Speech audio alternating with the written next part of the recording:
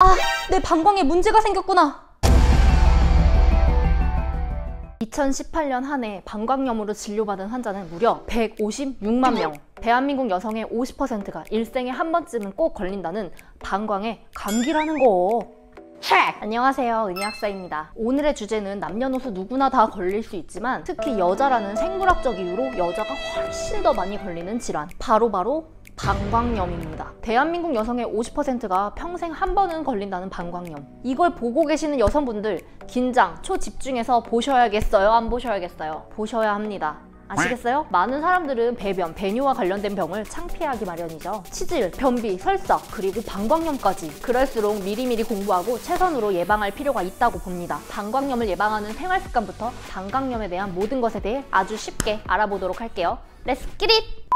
방광염의 원인. 성인의 방광은 약 500cc 정도의 소변을 저장할 수 있는 소변 주머니인데요. 이러한 방광에 세균 감염으로 염증이 생기게 됩니다. 근데 그 원인균의 80% 이상이 대장균이라는 사실. 또한 방광염 환자 10명 중 9명은 여성. 여자가 훨씬 많이 걸리는 이유는 신체적인 구조 때문입니다. 방광염의 가장 큰 원인인 대장균은 말 그대로 동물의 대장에 가장 많이 살고 있는 박테리아입니다. 여자는 이런 균이 많이 살고 있는 항문 또는 질 입구와 요도가 매우 가깝고 요도가 훨씬 짧기 때문에 남자는 20cm, 여자는 4cm. 세균이 요도를 타고 방광으로 이동하기가 남자보다 여자가 훨씬 쉬운 거죠. 제가 약국에 근무하면서 요즘에도 하루에 수십 명씩 방광염 환자를 마주하는데요. 환자들 연령이 생각보다 정말 다양합니다. 20대 초반부터 50대, 60대까지. 젊은 사람들은 면역력이 좀 더 강하니까 덜 걸리겠지? 라고 생각하실지 모르겠는데 전혀 아니라는 말씀이죠. 20, 30대도 정말 많았다. 여자라는 이유 말고도 특히 방광염에 취약한 경우는 어떤 경우가 있을까? 바로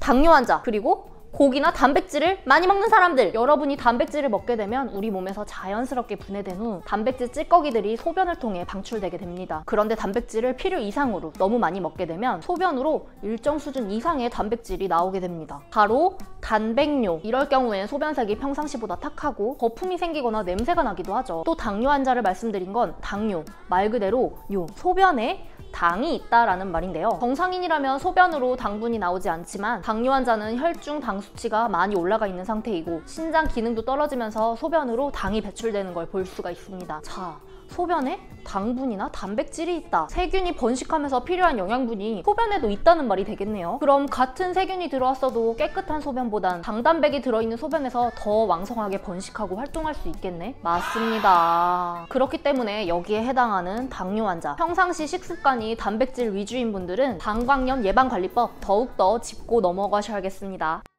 방광염의 증상. 아, 내 방광에 문제가 생겼구나 를 누구나 알 수 있을 정도로 증상이 매우 뚜렷합니다. 일단 소변을 볼 때 요도에서 통증이 느껴지거나 방광은 골반 안쪽에 위치하거든요. 그러다 보니 아랫배 쪽에서 통증을 느끼고요. 소변이 미친 듯이 자주 마려운데 이게 천천히 마려워지는 게 아니라 참을 수 없을 만큼 갑자기 강력하게 확 마려움이 옵니다. 그래서 소변을 보러 갔는데도 소변을 봐도 시원하지 않고 잔뇨감이 들고요. 밤에도 시도 때도 없이 소변이 마려운 당신, 급성 방광염입니다.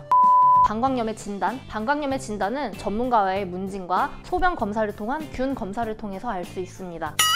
만성 방광염의 정의, 그리고 필요한 치료 기간. 제가 조금 전에 급성 방광염이라고 말씀드렸는데 그렇다면 만성 방광염도 있나요? 네, 많습니다. 왜? 방광염은 재발하기가 쉽거든요. 1년에 3번 이상 방광염이 발생한다면 안타깝게도 당신은 만성 방광염입니다. 면역력이 떨어지거나 생활 습관의 개선이 잘 안 되는 분들의 경우 재발률이 정말 높아요. 그리고 한 번 걸리면 그 통증이 무시 못할 정도로 괴롭기 때문에 만성 방광염 환자들은 늘 두려움을 가지고 살더라고요.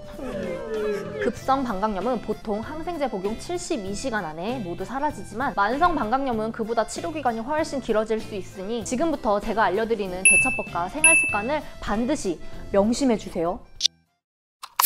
방광염 증상이 생겼을 때의 대처법. 첫 번째, 병원 진료. 부인과 질환이나 비뇨기과 질환은 참고 버티면 감기처럼 낫는 게 아닙니다. 세균, 바이러스 감염이 대부분이기 때문에 처방으로 항생제나 항바이러스제를 복용하여야 살 수 있어요. 병원 가는 걸 두려워하지 마시고 방광염 증상이 생기면 그 즉시 가까운 비뇨기과나 산부인과로 달려가시기 바랍니다. 참고로 여성분들도 비뇨기과 갈 수 있는 거 아시죠? 남자만 가는 데가 아닙니다. 오히려 소변과 관련된 문제라면 산부인과보단 비뇨기과를 가시는 게 더욱더 바람직하답니다. 두 번째, 일반 약. 용담 사간탕. 처방약 말고도 일반 의약품으로도 커버가 가능한 경우가 있을까? 가끔 소변 시 약한 통증을 느끼거나 잔뇨감이 든다거나 증상이 심하진 않고 아주 약하게 왔을 땐 생활습관 개선과 함께 일반 약으로도 어느 정도 커버가 가능합니다. 약국에서 구매할 수 있는 일반 약 중 방광염 치료제로 용담 사간탕이라는 한방 제제가 있습니다. 예부터 내려오는 동의보감에 따르면 용담 사간탕은 음부가 붓고 몹시 가려운데 배가 아프고 소변이 잘 나오지 않는 데 쓴다. 급만성 요도염, 방광염, 음부 가려움, 음부 습진 등에 쓸 수 있다. 관세음보살. 그래서 제품명도 소변을 떠올릴 수 있는 이름들이에요. 요비신, 유로신, 유로핀 등등. 평상시 방광염 증상을 간간히 느끼시는 분들에겐 없어서는 안 될 꼭 필요한 상비약이겠죠. 상비약이란 게 꼭 필요할 때는 집에 없기 마련이니 반드시 구비해 두시기 바랍니다. 추가로 그렇게 했는데도 48시간 안에 증상 개선은 없고 오히려 더 나빠지기만 한다면 얼른 병원으로 가세요.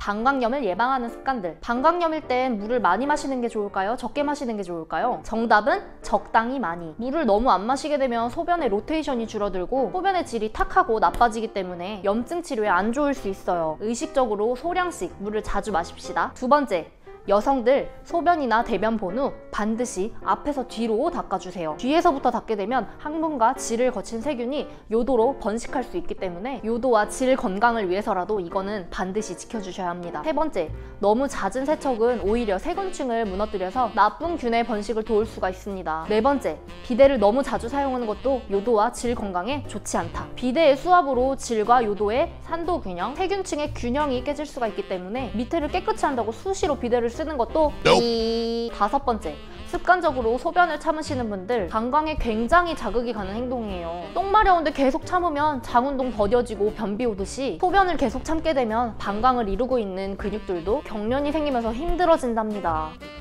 도움되는 영양제. 있어서는 안 될 곳에 번식하는 균의 감염이기 때문에 유산균 복용으로 건강한 세균층을 관리해주는 게 좋습니다. 또한 크랜베리 추출물로 이루어진 영양제나 크랜베리 주스도 많이 추천하고 있는데요. 크랜베리 안에 들어있는 프로안토시아니딘이라는 성분이 방광세포벽에 세균이 달라붙지 못하게 막아주기 때문입니다. 치료가 아닌 예방 목적으로, 특히 여성 호르몬이 감소하는 중년 여성층, 임산부, 방광염 경험자들은 꾸준히 복용해보세요. 그리고 가장 좋은 영양제는요, 영양제가 아니라 수분입니다. H2O, 커피 대신 물 섭취를 늘리는 게 무엇보다 가장 도움되고 중요하다는 것. 제 영상을 참고하셔서 모든 여성분들이 건강한 방광을 지키셨으면 좋겠습니다. 오늘의 영상이 유익했다면 주변의 가족, 지인, 친구분들에게 공유 부탁드리겠으며 시기월드 구독과 좋아요도 부탁드립니다. 이상 구독하면 건강해지는 채널 시기월드의 은희아싸였습니다. 안녕히 계세요.